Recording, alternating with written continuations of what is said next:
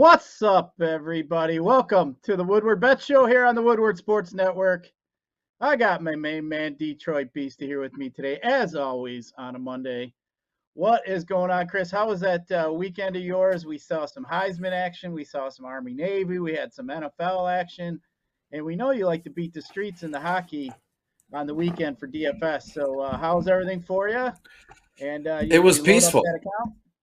It was peaceful, and I'll tell you what, I took the weekend off of hockey DFS. I just needed not to disconnect, but just be in peace because, as you know, we play DFS every day. If you see my phone, on an iPhone, when you go to the alerts or the where you can set your alarm, it's all alarms.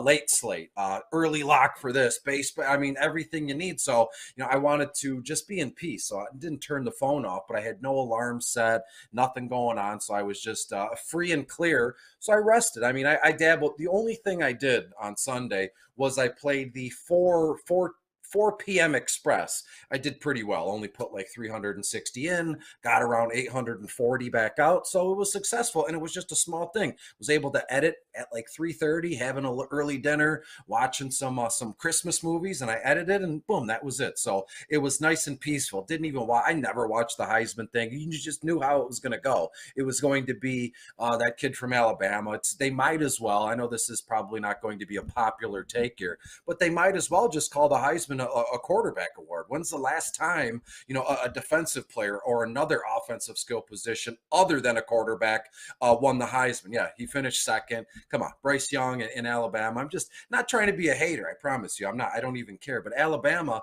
it's always Alabama. I'm tired of talking about it. They're always first. They always get. Yes, it's. What are you going to do? I guess Well, the only thing left to do is Michigan to win the whole damn thing, and then maybe they'll second guess next time they want to pass over a young stud talent like Hutchinson for the Heisman. Yeah, that was fun. I mean, it was just weird the whole thing when I started to watch it. The way they interview everybody and stuff. That wasn't for me. I wasn't too impressed with that. But they did when they talked to Hutchinson. It was kind of funny. He mentioned he had to throw a river shot there at old Stroud over there from Ohio State and kind of poke some fun at him. So that was pretty funny. I did enjoy that. But yeah, that was kind of boring. That Army Navy game though, man, Navy came out of nowhere, ends up winning that. But I thought them uniforms were cool as hell. I don't know about you, Beastie, if you saw those things, but that Navy helmet was pretty sweet, I thought. Yeah, absolutely. I loved the whole thing. It's just special, right? Because it's how can I put this, right? All the rat race leading up to the college football playoff and the division Big Ten and all Pac-12 championship games. So yesterday, or excuse me, Saturday, there's nothing going on. You can all sit down and relax. Army Navy game. What I like the most, maybe I'm a weirdo or misty-eyed, however you want to put it. I like the beginning, the coin toss, when everybody came up and both captains, sergeants, however you want to put it, they're there, and then they spin around, and then they exchange handshakes and turn around, and then when after the coin is flipped and you're ready to play, everybody throws their hat off and they're like, hey, finally we can split and we can have some fun. And yeah, that Navy helmet was sick. You love the stars on the shoulder pads, and even Armies, the camo, like the Desert Storm kind of camo decals on their helmet. It's outstanding. Yeah, that was pretty sweet, pretty cool to see. But you were right over the weekend, man. We had some great weather around here. So if you didn't get your Christmas lights up by now, just screw it. Might as well forget it because we might as well not even bother at this point. But either way, that was pretty cool. But hey, Chris, we got to bring up something that we're doing here at Woodward Sports Network. It's called Stuff a Studio. So what we're doing is we want you to bring in any unused or any unwrapped toy. Bring it on in, any kind of new toy. We're going to donate it over to Children's Mott's Hospital. It's really kind of a special thing here. Last year, we pretty much stuffed the entire studio almost up to the top of the desk there, Chris. And we've been in there, so we know how big that is. But pretty cool. $70,000 worth of toys went over there for all the kids. So really, really happy to be a part of that. So if you get a chance, you can stop by the studio, say hi to everybody. You can see you might run into Braylon, you might run into Darren McCarty, you might run into Joik Bell, you might run into Beastie, you may run into the Beer Man, you may run into me. You never know who you may run in over there if you drop off a toy. But if you don't have a chance or time to drop off a toy, just head over to our website, and there's a link there so you can donate. And then personalities from the network, we go out and go shopping, and we buy these toys for these kids. I know last Friday, Chris, there was like $5,000 that was donated by Myers, and the group went over there and did some shopping for the kids. It was pretty cool. So glad to be a part of that. Really special thing here. So Chris, I saw you replied to my Twitter tweet there. So Santa's coming in town here. That's what I saw you mentioned there. So yeah, it'd be kind of cool if I'll probably be over there probably Wednesday afternoon. I think I'm gonna stop in there and drop off some toys before I head to Miami, Chris. I'm going to Miami later part of the week. Oh, So we're gonna have some fun at the later part of the week. Probably do our show from there. And I can guarantee you one thing: we're probably gonna have some drunk Stewie picks this weekend. I can tell you oh that. So I'm boy. kind of looking forward to that. I know some people really like that drunk Stewie's pick segment. So lots of fun. But yeah, so let's dive right in here, Chris, to what we got going here. So this week here on FanDuel, my team did fairly well this week, Chris. So it didn't match up to the millionaire team, but if you see here, I was 146, had a pretty good week. I went with Josh Allen, and I actually ran with him naked here, Chris. Thought I'd be a little different because I thought everybody who would go with Allen would pair up with Diggs and or Knox. And I thought, well, I'm gonna not use any of these guys. Kind of hope for the rushing upside, which I did get from Allen, 100 yards and a rushing touchdown. And then my other debate, as crazy as this sounds, Chris, I really thought about playing Javonte Williams and Melvin Gordon.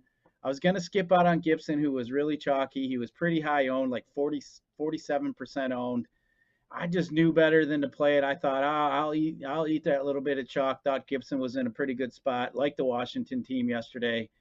Didn't come through, but as you see here, I had Jamar Chase had 2 touchdowns, and I went with Josh Reynolds here. I was debating on a Lions receiver, just because I thought they were going to be down the whole game, and they had no running backs. I just figured they're going to have to throw. All these Detroit receivers are fairly cheap, so he actually didn't hurt me there, getting that 6.7. But Gerald Everett was a cheap tight end that beat a lot of the other cheap tight ends that we had down there.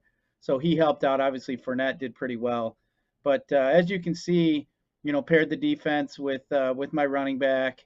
Actually had 2 pieces of that Tampa, bounced it back with that Buffalo game. So it was a pretty good day. I can't complain. That tournament there was a $200 tournament. I won the 750. I pretty much tripled up all my money everywhere in football yesterday, which is always a good thing to do. Can't complain about that, Chris. But man, that Gibson, all them chalk guys yesterday just didn't do too well. Gibson's, the Josh Jacobs didn't do too well.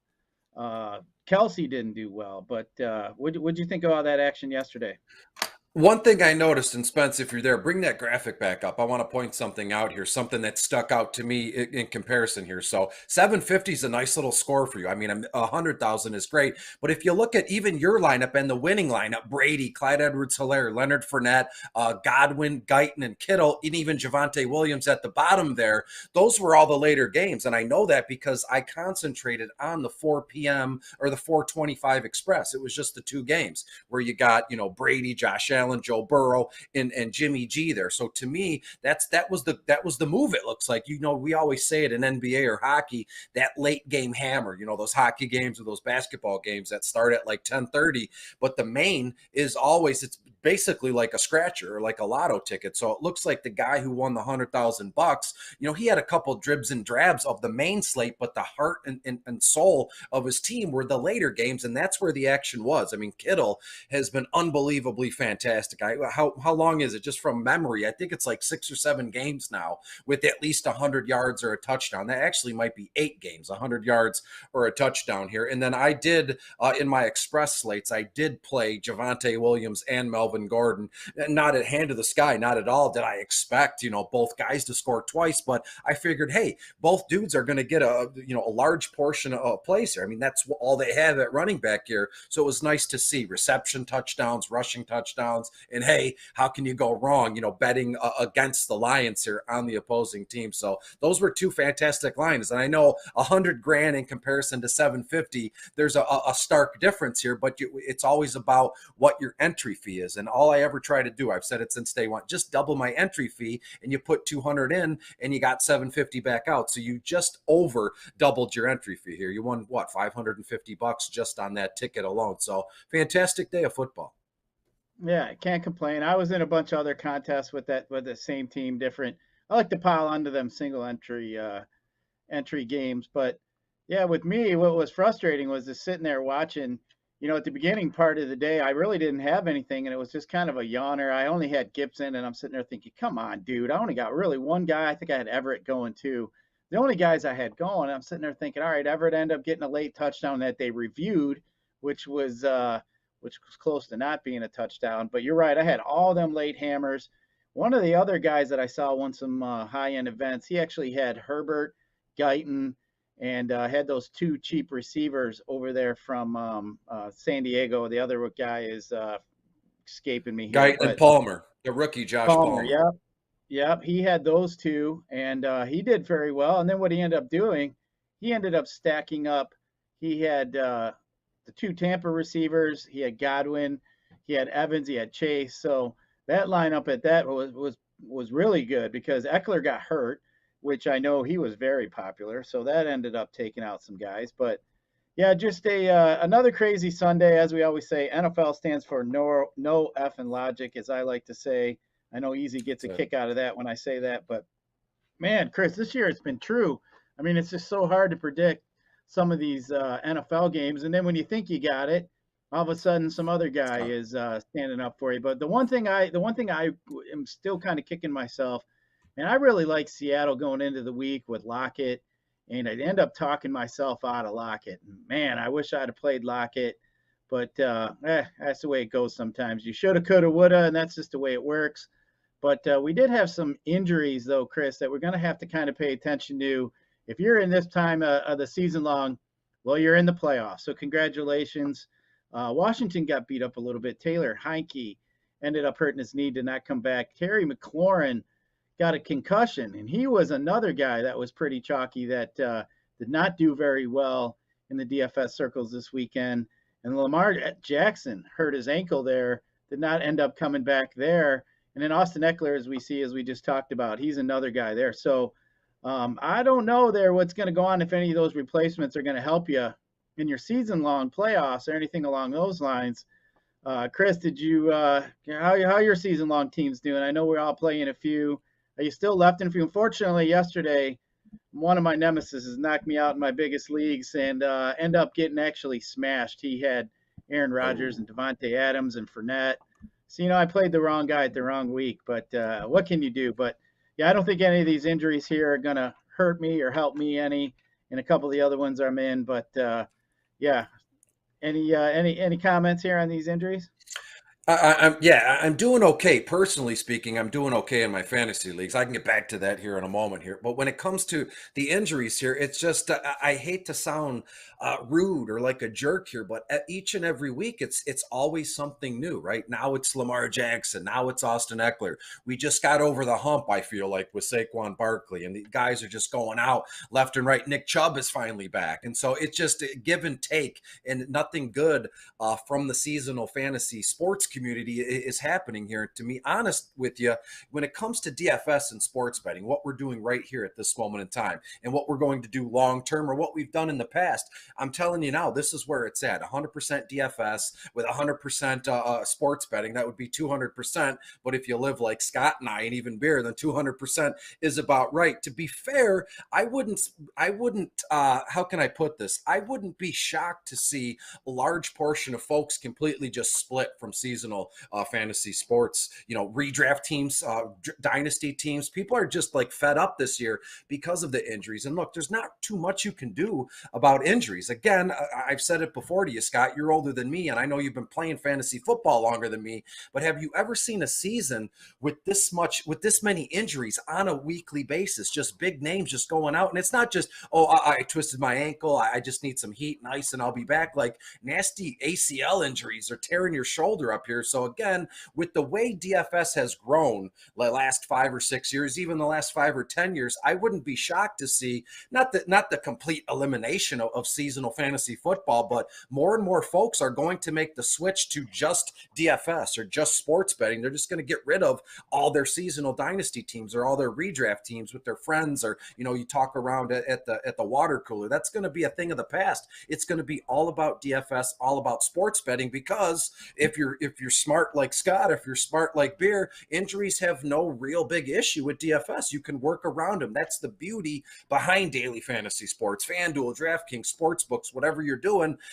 We don't have an injury laden team, and bye weeks, none of that matters when you're playing DFS. And I know, let's say you and I, Scott, we're a little bit smarter than most. Not me, probably you, but people are starting to see that, and they're just furious. They're irritated, and it's all self-induced. They put themselves in a position when you play seasonal fantasy football where you're going to have to shuck and jive it and go on the fly, and people just don't want to do it anymore. They want instant results, and that's the definition. Daily fantasy sports. You get instant gratification, and you get paid out at the end of every game.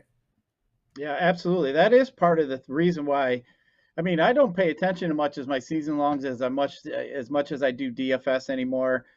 For me, DFS is a lot more fun. It's just, as you mentioned, it's instant results. It's every day. It's just for me a lot more fun. I enjoy playing DFS. I think it's more of a true testament to how good you are at fantasy sports instead of getting lucky drafting a team. And really, like this year, if you drafted a team and you didn't have that many injuries, you obviously are doing fairly well. So. I mean, my team, as you mentioned, has got plus marks all over it, but I still enjoy playing. It's still something to do with my friends, getting around and, getting to hang out with our year-end party and all that stuff. It's just, it's a time of year I get to hang out with my buddies, which, as you get older, you start to cherish a little bit more. Like when you're younger, it's like, I'll see them guys next week. But, some of these guys only get to see once or twice a year. So, being your good buddies you grew up with, and as I mentioned, getting close to that 50 mark as I am, it's like I said, it gets to be a little bit more special. But Chris, I'll tell you though, man, playing DFS or going to like the casino for me, I could take, let's just say $500 to the casino, Chris. I could sit down at a blackjack table, play, $10, $25 blackjack, $50 blackjack, whatever. I mean, the casual guy, if you're not really winning that much, that $500 is going to last you what? An hour if tops, if you're lucky. I mean, your money can go fairly quickly. So for me, I could put $500 in DraftKings or FanDuel, Chris, and if I hit that $200 tournament yesterday, I mean, we're talking it's 20 grand. So you win 20 grand for first place, and you're beating 700 or 800 people. I would never win $20,000, Chris, at the casino for my $500, and I get to sit there for 7 hours. The sweat equity is there. It's a lot of fun.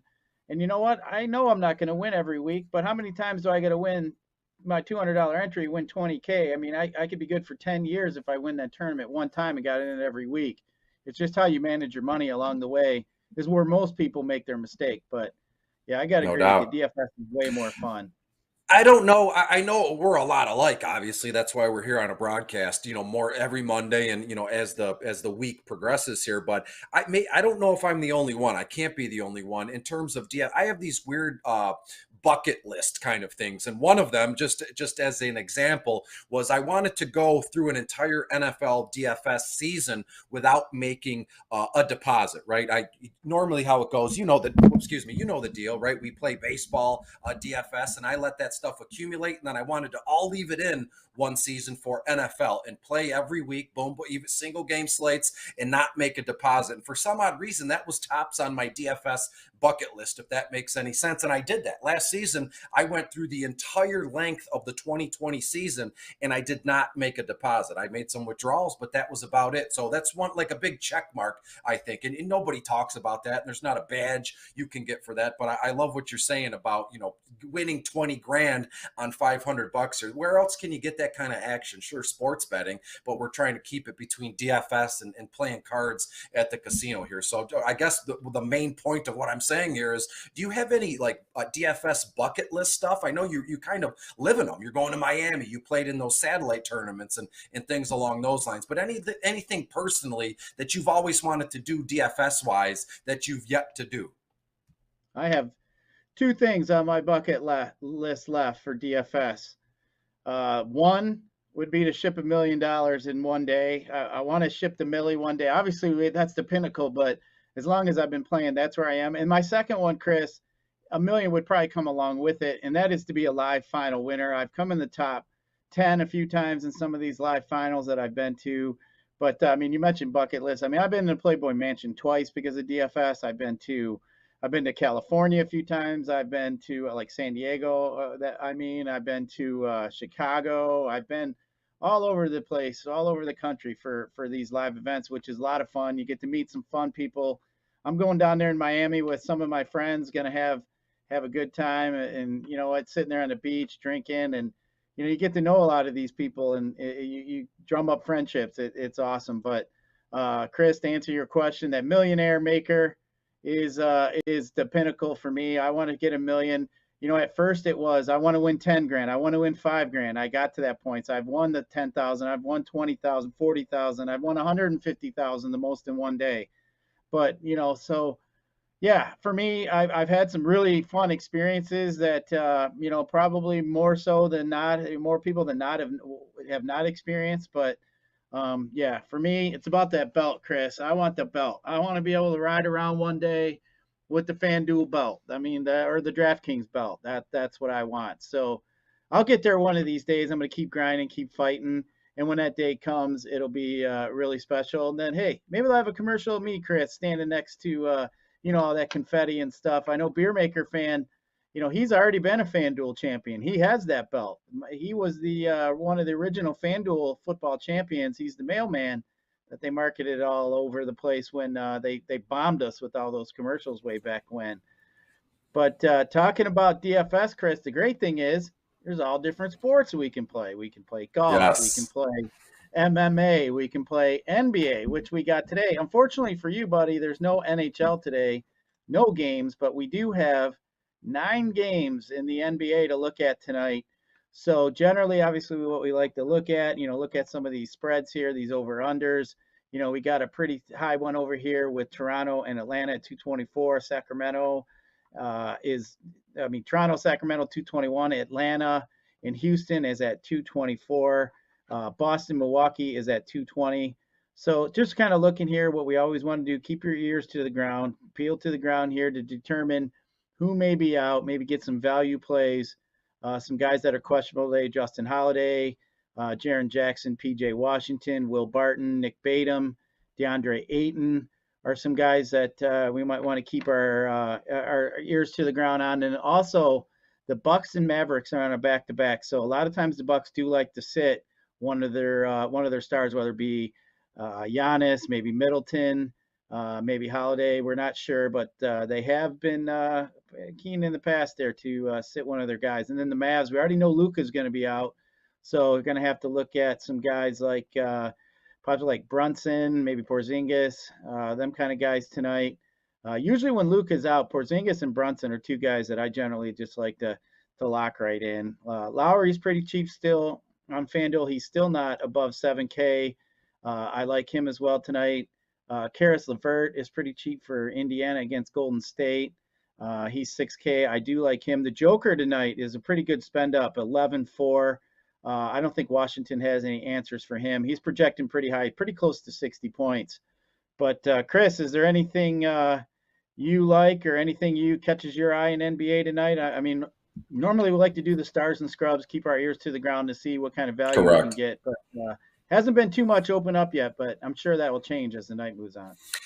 I've always been, when it comes to DFS, and I've made no secret about this, I've always been the guy to look for those under the radar guys, right? The contrarian, those GPP like dart throws that'll help you put your team over the hump here. Because everybody in all sports, hockey, basketball, and football, we all know the high price studs to play. But what about those cheapy guys? And I have a few here in front of me. They're all about $5,000 or less, at least on FanDuel here, and that's Gabe Vincent, Miami Heat's point guard. Looks like he's starting. You're looking at around $4,700 for him on FanDuel. I have him almost about 26 total points as his projection.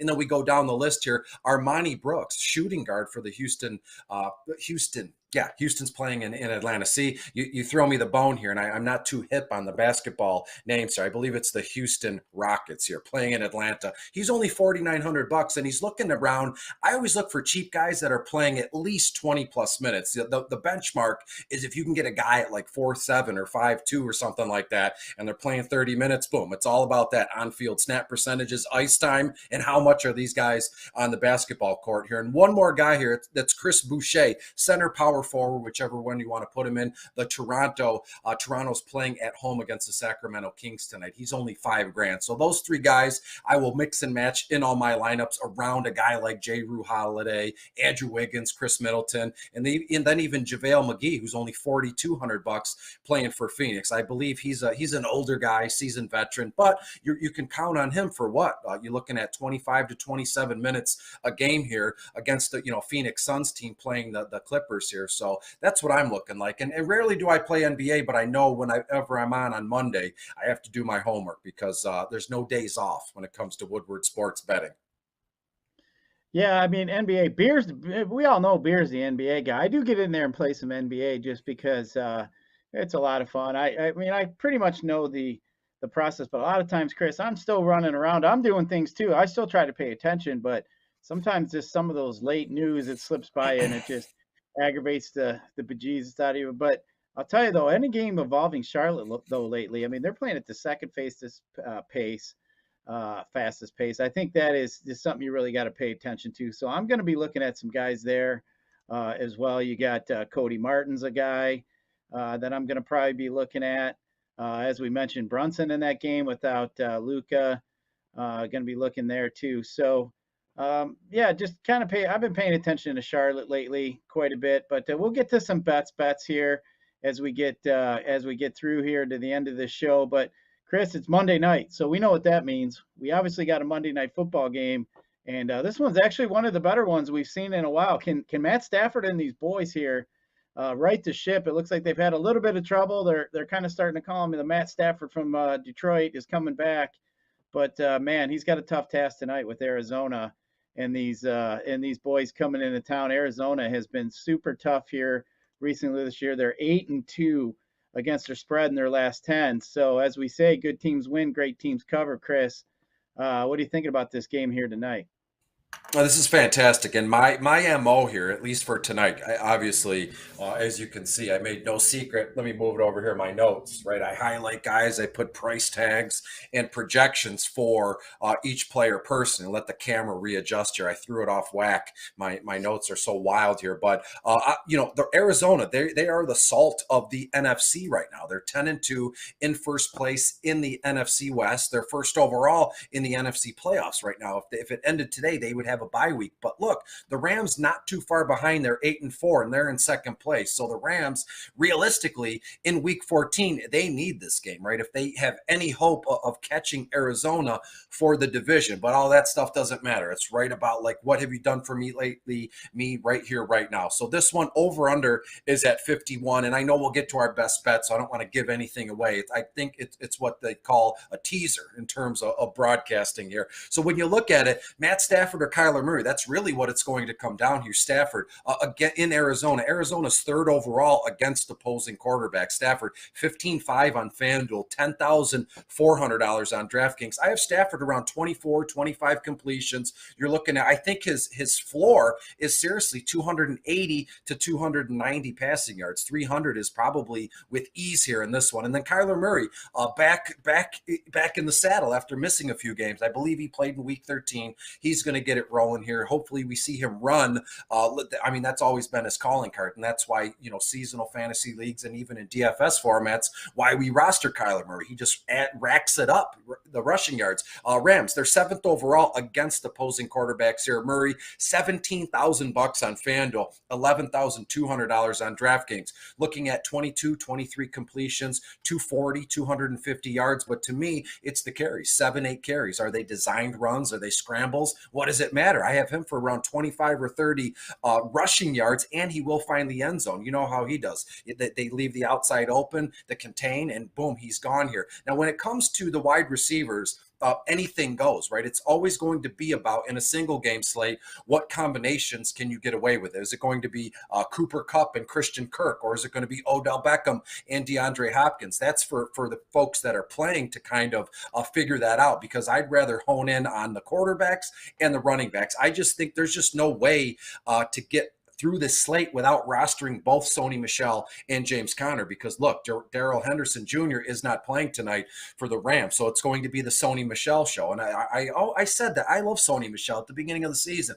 People laughed and made fun of me, and look, Sony going to LA he's been very productive. So again, I could see him here tonight. 15, 16 carries, you're looking at 70 or 75 yards and a couple receptions for another 25 to 30 yards. So personally, Sony Michel, $12,000 on FanDuel, only $7,200 on DraftKings. And look, I have Sony for just over 100 total yards here this evening. And then when you look at James Conner, this guy he's healthy. He's running hot right now. James Conner against the Rams, they are 12th against opposing running backs. James Conner, 13.5 on FanDuel, only $9,800 on DraftKings. Again, workhorse kind of role here. Who are they going to look to lighten the load? Eno Benjamin, Chase Edmonds, he's still a game time decision. So to me, James Conner, 15 carries, 50, 60 yards, a couple receptions. So you're looking at 75 to 85 total yards for James Conner. So to me, Scott, my player pool starts with Sony Michel and James Conner. And it's kind of like, I'm sure you've taken notes before. If anybody's ever written a paper for college or a broadcasting class, you do an outline. You do the two thought bubbles, right? This one will have Kyler Murray. This one will have Matthew Stafford, and then a line down, Sony, James Conner, and then you're on your own trying to mix and match the wide receivers or Tyler Higbee and Zach Ertz here tonight. And look, every broadcast I do, or every DFS single game DFS slate I do, I pride myself on having a way. I have an idea and boom, I'm running with it. In terms of today, I don't have one, and I think that's okay. It kind of frees you up to kind of build as you see fit. So to me, all about Stafford, Kyler Murray, and then make sure you get James Conner and Sony Michel in your lineups. Final score, I think the Rams win on the road, 30-24. So that would make me love the Rams +3. Gotta love it. So wait for the best bets at the end of the broadcast. Got some anytime touchdown stuff as well as some over-under stuff as well, Scott. Yeah, I think this game here is going to have a lot of points. Stafford threw for two touchdowns, 280 yards in week 4 against the Cardinals, but the Cardinals have been really, really stingy against the wide receivers and the quarterback so far this year. They have not allowed too many 200 or double more than 200 or more than 2 passing touchdowns, more than once this year. So that is something here that we're going to have to look at. They've been that defense over there. Arizona is a top 10 defense. So I think they definitely got their work cut out for. I like what you're mentioning about the running backs. Conner has scored on 6 straight games. He's got 14 touchdowns this year. He's been pretty much a lock every week. Edmonds has been out. But what kind of scares me with Edmonds, if he does come back, Conner only caught 5 balls in the first 8 games with Edmonds in there. He's pretty much the passing down back. So not sure if he'll still get included on that work or if that's going to set him back a little bit. But I do like what you were saying with Conner here. When you look at that Rams defense, they are pretty weak against a wide receiver. That's one of their weaker spots. The tight end, they're 17th as well. But they're 20th against giving up points against the receivers. I mean, we saw Hopkins last week score a touchdown, but he still hobbled a little bit with his hamstring injury. He did have 4 catches, 67 yards the first time they played. But I think this is a game here. They may try to get him back on track. I do like some Hopkins here today. Maybe some Rondale Moore, Kirk Green. They got so many different options here for that offense. I do think one of these guys here between Green, Kirk, and Moore, Chris, will probably get in the end zone tonight. So I think that's going to be the guy. If you guess him right or you play multiple teams, those are going to be the guys that are going to get you over in those showdowns tonight. But as far as like a captain, Chris, are you looking at one of them running backs as captain? Are you thinking about a guy like Kyler Murray? If he runs one in, Kyler Murray is almost the guaranteed lock to be the highest scoring player just because he's getting double points as basically as a running back and a quarterback. So do you think Kyler Murray? I think he's probably going to be the chalkiest, but like you're saying with these running backs, you think about maybe putting in Michel or Conner as the captain tonight? Yeah, absolutely. And I like, again, I like Sony Michel and James Conner. And I know I'm not like the odd man out here. The way I build, I write everything down and I go from there. So on a slate like tonight, I'll have both quarterbacks, all the running backs at the top of the list, and I'll run a lineup with each guy at the MVP or the captain spot. But a little dark horse here for the captain could be Van Jefferson Jr. 11 grand on FanDuel, only $8,000 on DraftKings. Aside from Cooper Kupp, I could see a case where Van Jefferson Jr. is the second most targeted wide receiver for the Rams here, right? You have Odell Beckham, who's going to be nipping at his heels here, but we know what Odell Beckham brings to the game. It's really all or nothing for Odell this time around here. So to me, I think kind of a contrarian move and like a multi-entry GPP could be Van Jefferson Jr. 11,000 bucks on FanDuel, and then I know on DraftKings that they have different prices in terms of flex spots and captain spot, but Van Jefferson right now 8 grand on DraftKings. He will be my captain tonight in several lineups. Yeah, especially DraftKings. I like DraftKings the way they do their showdown. You get salary relief, you got to pay up a little bit more. So that's why you want to find some of these mid to low level guys that may have a great game. On FanDuel, for me, I just look for the guy I think really is going to do the best, and I try to find and fill in my lineup elsewhere. There's really no benefit of trying to squeeze in some, off the wall, long dart throw guy. I think Cooper Kupp tonight is going to be another guy that probably be pretty popular in the MVP spot, and rightfully so. But on DK, a guy like Rondale Moore, he's got big play upside. I think he's a guy that is somebody got to look at. Some low price guys, I think you'll be able to look at. I do like your Van Jefferson call. Higbee is another one I think that you're going to have to look at. Maybe Ertz as well. Maybe even Chase Edmonds if he is active. But I don't think I think he's going to be limited a little bit. So I really can't give too much love to him there. But yeah, Chris, I do like what you're saying there about them running backs. I think those are going to be a focus of mine tonight, are the running backs in this game. But do you look at some betting trends, Chris? Let's talk a little bit as far as betting. The Rams are 6-0 against the spread in their last 6 meetings in Arizona. I thought that was interesting. The Rams are 7-1-1 against their spread in their last 9 meetings with Arizona.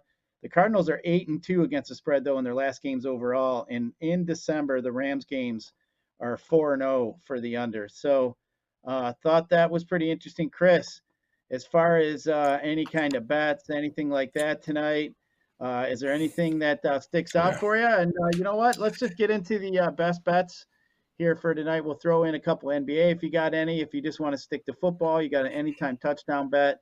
I know you almost hit that parlay last week with that. Yes.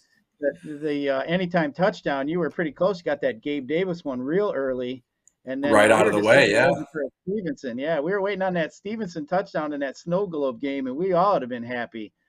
But No so doubt. It was like it was almost a foregone conclusion, right? The Patriots, I believe Mac Jones attempted 3 passes. That they were just pounding it with Stevenson and Damian Harris. We'll leave it alone. That was last week. This is this week. And I do remember one more thing. I've let it go, promise. But there were several people on social media that tagged us and hey, thanks for the anytime touchdown bet because it looked too good to be true. Everything, all the anytime touchdown bets hit before halftime, except Stevenson, and he had a whole half to score, and he did not do it. That's the volatility of betting here. But in terms of tonight here, I have 3 of them, and I'll put them in order of how I think it's going to happen.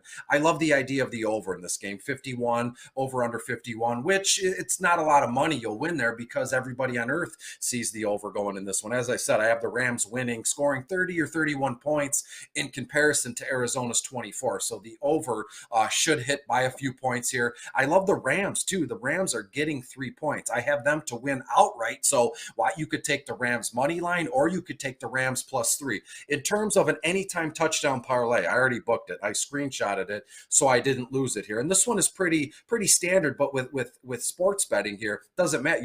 You're going against the house. So with DFS, we're looking at ownership percentages. When it comes to anytime touchdowns, who cares? We can all get a piece of the pie. So here's the four-legged parlay. Cooper Kupp, anytime touchdown. James Conner, anytime touchdown. Odell Beckham and DeAndre Hopkins, anytime touchdown here. You can get this one for $20.06. So $10 would net you about $200 and like 60 cents, something along those lines. So it's already booked, and let's run it. Also, I love the idea of if you wanted to get you want better odds here, and this is not on record, so I don't want this to count towards our our stats at the end of the day here.